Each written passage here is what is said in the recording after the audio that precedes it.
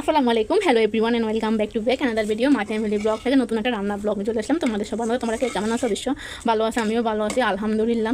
আচ্ছা, নতুন একটা সবজি রান্না করবো, সেটা হলো শাপলা দিয়ে চিংড়ি মাছ দিয়ে খেসারির ডাল দিয়ে রান্না করবো। তো আমি প্রথমে খেসারির ডালগুলো সিদ্ধ করে নিয়েছি, আমার সিদ্ধ হয়ে গেছে। শাপলাগুলোও বাফিয়ে নিয়েছি, সব কিছু রেডি করে নিয়ে আসছে। এখন আমার ডালগুলো হয়ে গেছে। এই ডালের মধ্যে আমি প্রথমে চিংড়ি মাছ দিয়ে দিব, আমি বাগার করে দিব। চিংড়ি মাছ দিয়ে দিলাম।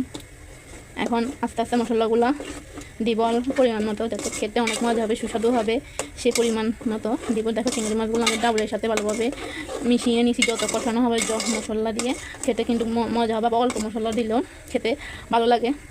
কেউ এভাবে খায়, কেউ আবার অন্যভাবেও খায়। নারকেল দিলেও মজা হয়। এগুলো ভাজি করা যায়, ভর্তা করা যায়। এই যে আমি শাপলাগুলো সিদ্ধ করে নিছি, বেশি সময় লাগবে না রান্না করতে। তো আমি এখন মশলাগুলো দিয়ে দিব অল্প অল্প করি, যে পরিমাণ লাগবে। তোমার আমার সাথে থাকবে, দেখতে থাকবো আমি কীভাবে রান্না করি। আদা দিব অল্প করি, অল্প করে আদা দিলাম। এখন দিব রসুন দিয়ে দিলাম। এগুলো একটু ভালোভাবে মিশিয়ে নিব। আমি এখন প্রতিদিনের যে মশলাগুলো সেগুলো এখন দিয়ে দিব। লবণ দিয়ে দিচ্ছি অল্প করে, লাগলে পরে দিব।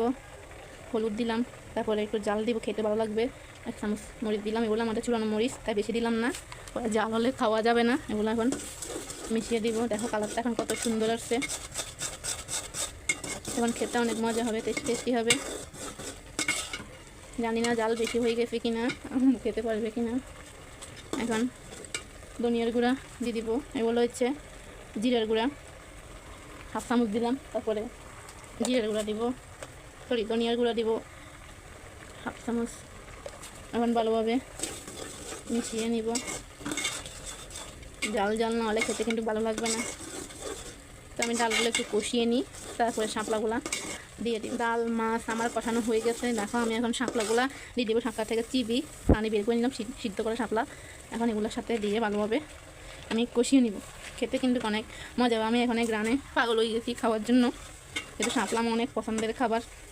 আমি শাপলাগুলো এখন মশলা ডাউল মাছের সাথে ভালোভাবে মিশিয়ে নিব। শাপলা থেকে পানি বের হবে, এই পানি দিয়ে কষানো হয়ে যাবে। তারপর আমি ঝোলের জন্য অল্প করে পানি দিব, তারপর সর্বশেষ বাটা দিয়ে নামা ফেলাবো। তোমরা আমার সাথে থাকো, দেখে থাকো আমি কীভাবে করি। এখন এগুলো একটু কষিয়ে নিব। 10 মিনিট পর তোমাদের মাঝে ফিরে আসতেছে। আমার শাপলা কষানো হয়ে গেছে। আমি এখন জলের জন্য পানি দিয়ে দিব, বেশি পরিমাণ লাগবে না, মিডিয়াম পরিমাণ পানি দিয়ে দিব। তারপরে জল ফুটে উঠলে বাগার দিয়ে নামায় ঘরে নিয়ে যাবো। তোমার দেখো, আমি এখন জলের জন্য পানি দিয়ে দিচ্ছি।